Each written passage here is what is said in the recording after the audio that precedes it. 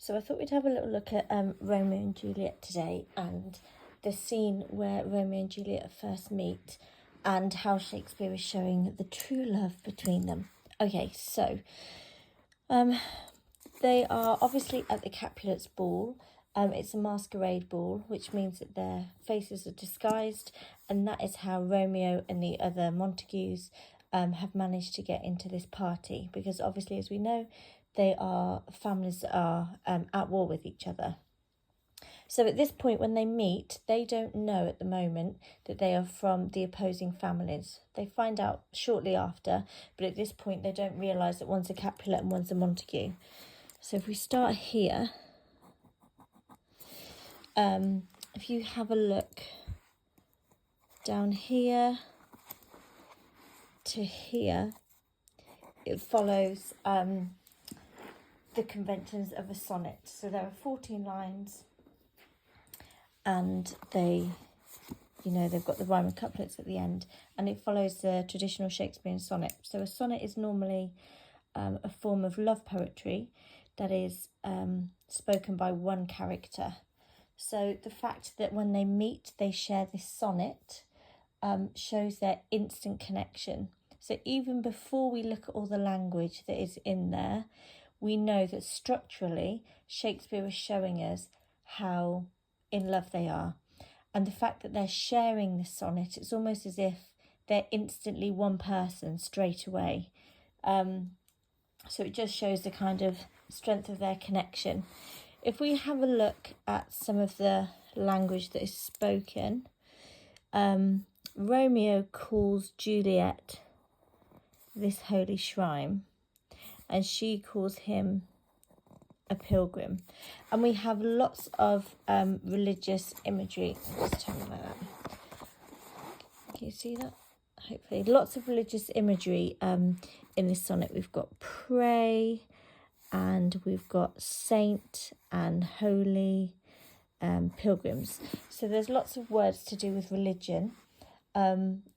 We call that a semantic field. If you've got lots of words linked to the same theme, it's called a semantic field. Write this down, semantic field of religion, which suggests to us that their love is kind of, otherworldly. It's more than two humans would love each other. It's more of a religious experience. Then if we look at the fact that she calls him a pilgrim, so a pilgrim is somebody that would go on a journey to find, a sacred place. And he calls her a shrine, which is that sacred place. So it's as if he's been, looking all of his life for this person, for this sacred person, and that's Juliet. It also kind of shows us, though, how she has a bit of the power here, because she is the one that's the shrine and he's the one that's a pilgrim. So she does have some power in this relationship. And you can link this as well to the balcony scene, where, as you see, Juliet is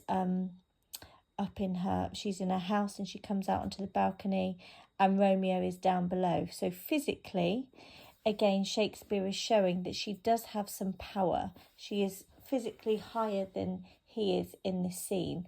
And it's no coincidence that this was written when Queen Elizabeth I was on the throne. So he's kind of depicting this strong female character, in keeping with the times of having a female monarch on the throne. And there's lots we can talk about for this balcony scene as well.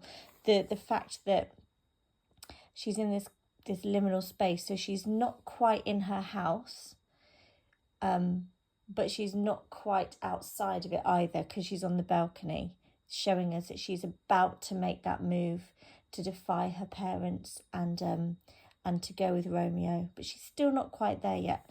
Maybe we'll look at that another time. Okay, so we have this sonnet, and we have this true love between them, religious imagery. So as an audience, we get the feeling that they're, completely in love, they're completely one, sharing the sonnet. However, because it is a sonnet, it then also reminds the audience of the first sonnet that they heard, and that was the prologue. So the prologue itself, the opening to this play, is written as a sonnet. And in here, we learn that the star-crossed lovers take their life. So the fact that it is a sonnet does remind us as an audience that this is going to have a tragic end. So it's kind of a bittersweet moment. Okay, thank you.